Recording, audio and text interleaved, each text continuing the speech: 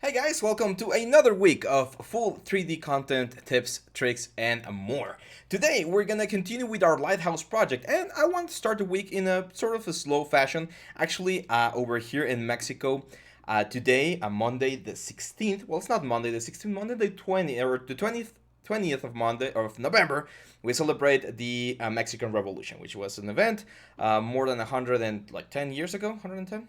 I think it was 110 years ago. Pretty much every country in the world has had a revolution where a political system gets like revoked or something, and that is what our current constitution that's the current constitution that we have, and it's kind of like the breaking point for our modern progress.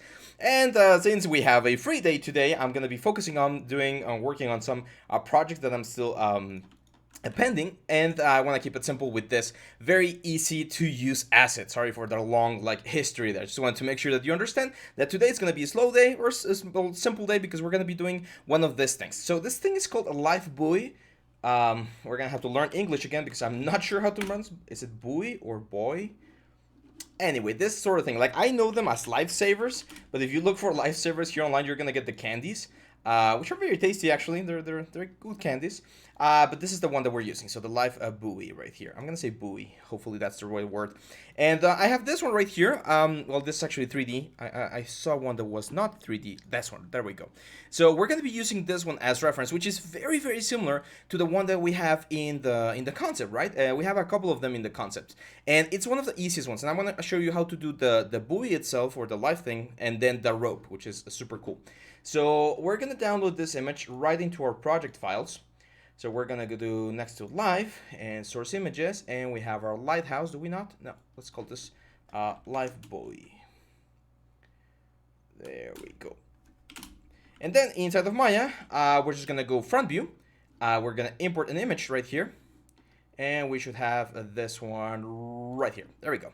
So sometimes you're gonna get this sort of images where you don't actually have like a realistic thing. What I mean is not like a perfect view, it's just a reference from the real world, right? So I'm gonna try to position this in the best like possible way here in the middle point. Now, talking about real world scale, you remember the actual lighthouse that we are building is at real world scale. So it will be a good idea, or it is a good idea, to do that as well for this one right here. So what I'm gonna do is super simple. I'm gonna what do you want? Probably like a meter. Like I think the radius would be like a meter. So I'm gonna start with a torus right here, which is this one, and I'm gonna rotate this in 90 degrees so that it's facing me. I'm just pressing E and rotating. I used to have a software. I'll download the software for the shortcut keys so that you guys can see those as well. Now, I am going to or lower the divisions to like a 12 or something so that it's not super wide. And then I'm just going to scale this up. But instead of scaling with just a scale, I'm actually going to go here into the radius option. I'm just going to middle mouse and move it all the way up. There we go. And then I'm going to go section radius. I'm going to make this thicker, like so. Now, one of the problems that we have right here is that we have this sort of like lines. They're this, I don't know how to explain what they are, but they're this sort of like divisions, like broader divisions. In the new like reference that I saw, there were like some plastic bands that would hold the rope together. In the old times, I would guess they would be like leather or something. But unfortunately, they're right there in the middle of the object. So that means that I'm actually going to have to change the subdivision axis to something like a 24. Why? Because eventually I'm going to need one of those guys, or maybe even two. And the other thing that I don't like about this thing is that, as you can see, we do have a middle line, but these guys are going to be like asymmetrical. Now, is that a problem? Not really, as long as we know what we're doing. But if you want to, you can rotate this guy so this thing is facing right here. And I believe if I were to divide 360 by 24, we should get 15. So if we say 15, or actually minus, or 7.5, that's going to be right there on the middle point. So that will allow me to use this one, this one, this one, and this one, all of those loops, as sort of the little bands that we're going to be adding. Now, I don't want to add the bands just extruding them from here, because if I do that, then we're gonna have some issues with the optimization of things, because we're gonna have to add a lot of support edges to the whole thing. So I'm gonna go edit mesh, and I'm gonna say duplicate to duplicate those bands around. Now if I use this little blue arrow, you can see there it's kind of like extruding them out. So I'm gonna extrude them out just a little bit, And now it should be a lot easier to just grab those bands right there, like all of those 4 bands, Control E to extrude them again, and just move them, or okay, Control E and just move them. Here's a quick tip: if at any point you lose the little extrude box, you can just select the object and hit your letter T, and that will bring back the last little toolbox that you were using. So in this case, since that was the poly extrude, that's the one we get. Now, since we're using all of them at the same time, I would rather keep them together. So there we go. And as you can see, we have the very nice effect. Now, for those of you Blender users, you know about this. You can go into Mesh Display and Soften Edge. We call that in Blender Smooth Mesh, I think. And we can do the same for all of them. However, if we do that for this guys right here, you're gonna see that we get a very weird black outline. That's Maya having a really hard time trying to understand or trying to find the best possible way to solve that the fact that you want to soften this 90-degree angles. Quick way to do that, I mean, we could soften the edges again or harden the edges, but I don't want to do that. So quick way to do this is just select the edges and hit a bevel. So by adding that little bevel right there, that makes it easier. It makes an easier job for Maya to soften everything. So I'm going to go here again, Mesh Display, Soften Edge. And as you can see, this looks a lot better without actually having the geometry. So we're keeping this sort of like a game mesh ready, right? So now I'm going to grab all of these guys. And I'm going to grab this guy. And again, let's use Duplicate Special. Some of you already seen this one or this tool in other videos. But Duplicate Special will allow us to move this thing around the object in a very nice way. So I'm going to say File. Edit, Duplicate Special. I want 3 copies of this guy, and they're going to be rotated. I believe this is 90 degrees. Not in the y-axis. This is going to be on the z-axis. Okay, so that's going to be Apply, and nope, that was not the proper axis. No, it is the proper axis. So rotate, because we're going to duplicate and then rotate on the. Oh, it says y-axis. That's really weird. Shouldn't be the y-axis. But okay, that's the axis we have there, then we go. And that's it. Now everything is a single piece. Now to keep it simple, of course, I'm going to grab all of these guys right here. I'm going to combine them into a single mesh. And we're going to call this buoy. Let's call them supports. There we go.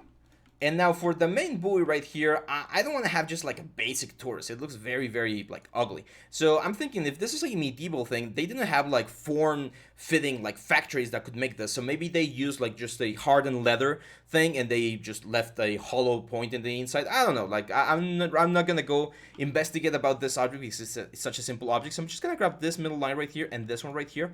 I'm gonna bevel those lines, make the fraction smaller like that. Grab this guy and this guy, extrude out, push this out like this, and give it a little bit of an offset.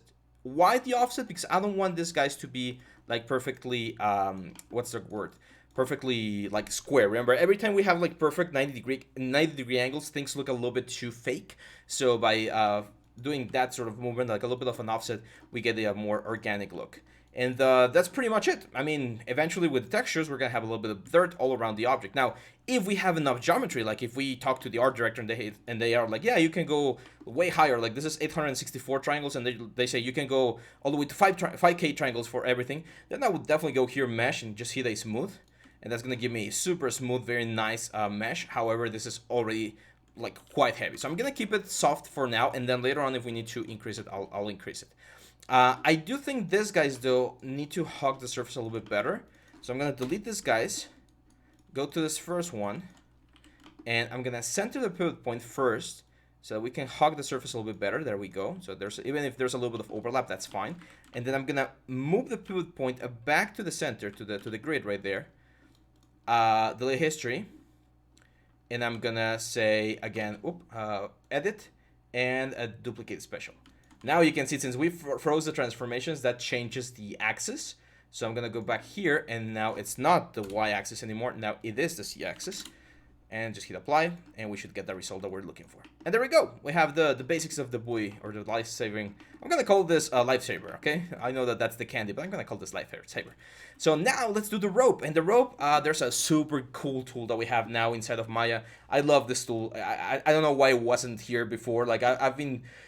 it's one of those tools that I've wanted to have for so long, and I didn't know I wanted it. And when they released it, I was like, "Thank you, this is just great." Which is at the sweep mesh. So right here, sweep mesh. You're gonna have to have the newest version of Maya 2022 to be able to access this tool, but it works in a super nice way. So I'm gonna go here, edit, and I'm gonna say or create curve tools, and I'm gonna create a EP curve, and I'm just gonna trace, like literally trace the rope that's going around the lifesaver all the way through the picture, like this, all the way to the front, to the front, to the top, and there we go. So right about there. Perfect. As you can see, this is the rope. However, one of the issues that we have is that the rope is not like on the proper perspective. So here's where we need to do a little bit of work. So I'm going to right click on the curve and I'm going to select the control vertices, and we're going to start moving this control vertices forward to create or help the rope follow the exact path that we want. So I know that I want this rope to go forward like this. See how it goes on top of the little like band right there. So there we go. And then like this one right here, probably this one. No, it's not that one. Sometimes there's like a crazy point that you don't see that's affecting the whole curvature.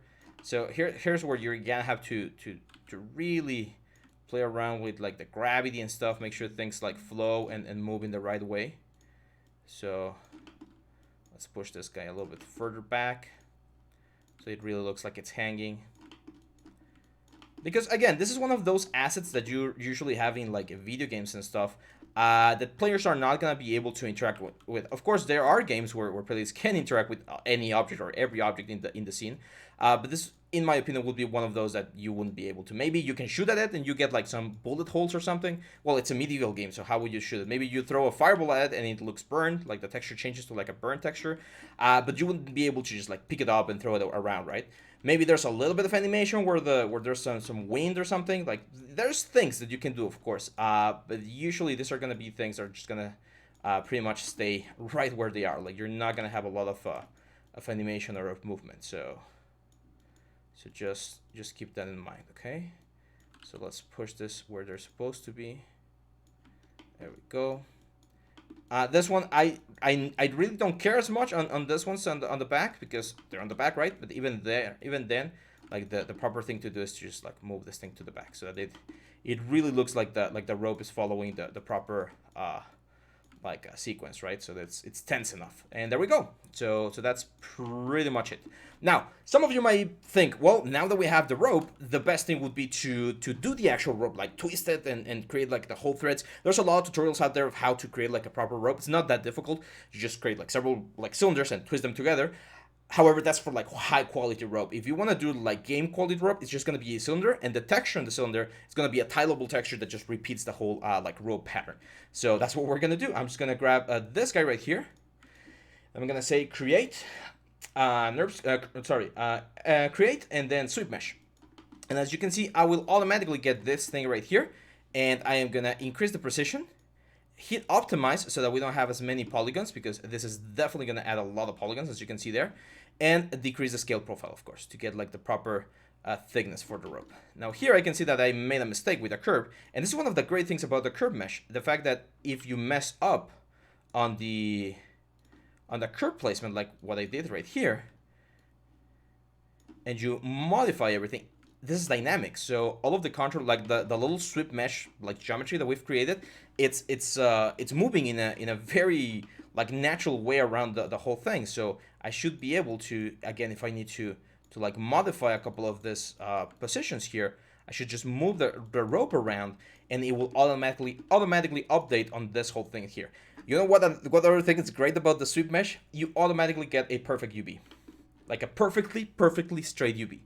This is it, like the whole like length of the tube, it's perfectly laid out from top to bottom. So I know that if I just style a texture right here, I should be able to do it. There's one thing we need to do though with this thing, and that is I need to actually make this thing fit the whole like U or the V pattern right here.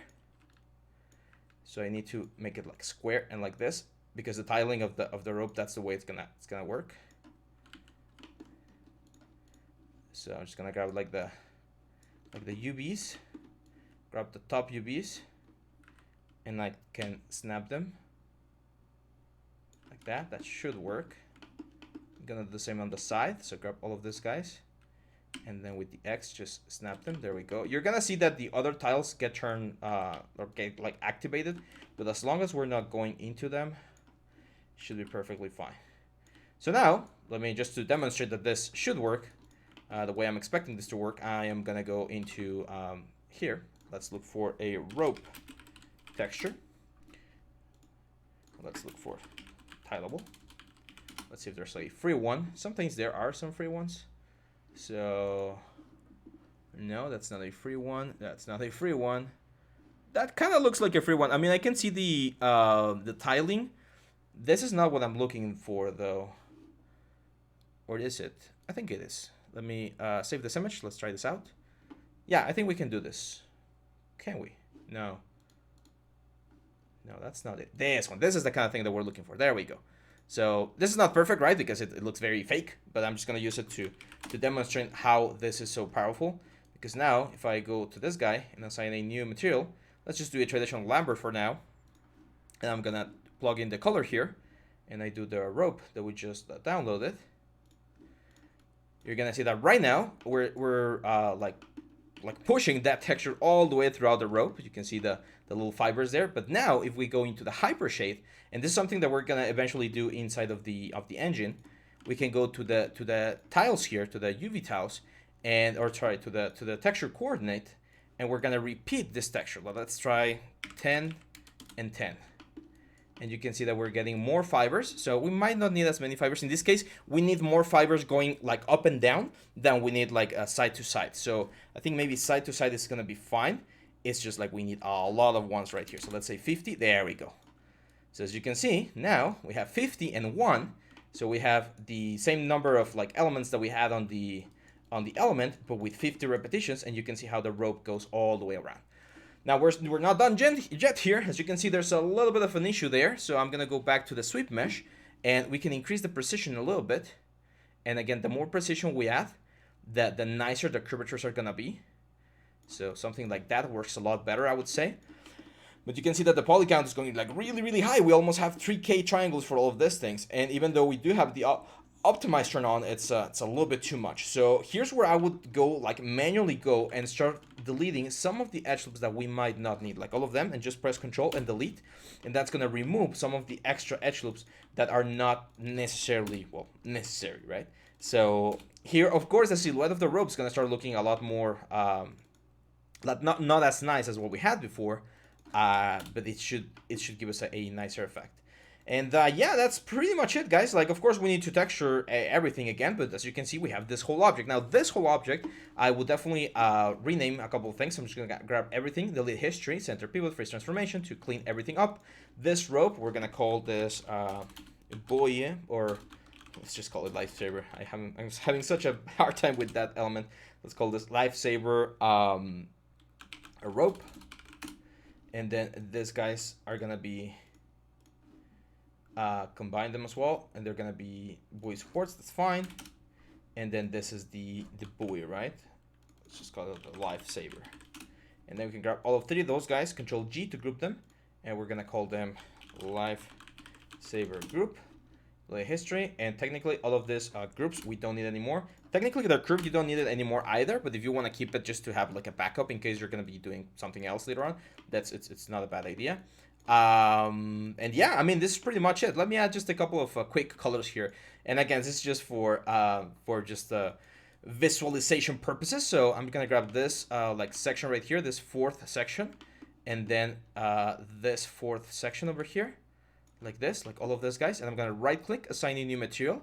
Let's do just a Lambert, and we're gonna sample like the red color that we have back here, and then shift and right click to invert the selection. Right click, assign a new material. Oh, assign a new material. Another Lambert.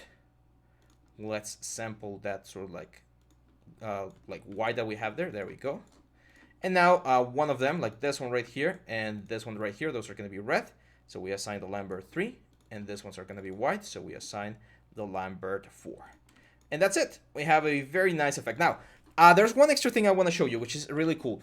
If you remember, in the lighthouse scene, I added, I'm not sure if I told you, but I added a directional light and an ambient light to get this sort of like a bluish hue. I think you saw it on the very first video. I did that at the very end. And then what I did is I actually grouped those little two things together, called that light setup, and then that little group I exported out as a Maya scene. Now I can go to any scene like this one right here and just say File, Import, and in my scenes, on the lighthouse scenes, I have this a scene, which only has the little light group. And if I hit import, you're gonna see we have the light scene, light setup, and it's just the ambient light and the directional light. And now if I turn on the light, I'm gonna have the exact same like lighting situation that we had on the actual element. So yeah, I mean, that's it, guys. I'm gonna keep this one right here. It kind of looks cool. It's gonna look cool for the thumbnail, right? So, so I'm just gonna keep this right here. Let me go into the alpha gain, say like a 0.2 or like a 0.3, so that we kind of see it there. And there we go. A very simple way to create a nicely looking, realistic looking buoy or life buoy, lifesaver, ready to get into our scene. Tomorrow we're going to be doing all of the wood frames, so make sure to stay tuned, make sure to come back tomorrow and check it out. Also, remember, this next weekend we have our next portfolio review. I forgot to mention this at the beginning of the video, but starting tomorrow, or starting today rather, you're going to find the description, or in the description, the link to the open selection for our for this weekend's review. So if you want to submit any work for me to review during the weekend, make sure to follow the link down here to the Google Drive, create a little folder with your name on it, drop any files or links that you want me to check out, and I'll be happy to do so. And also, a lot of you did like this little like notepad or note text and left me a little bit of a message. I love that. So if you can do it, I will really appreciate it. That way, it's kind of like a one-way or two-way communication. But it was really nice to read all of those messages, guys. So yeah, that's it for now. Make sure to leave a like, subscribe, share, comment. You know the drill. I'll see you back tomorrow. Bye bye.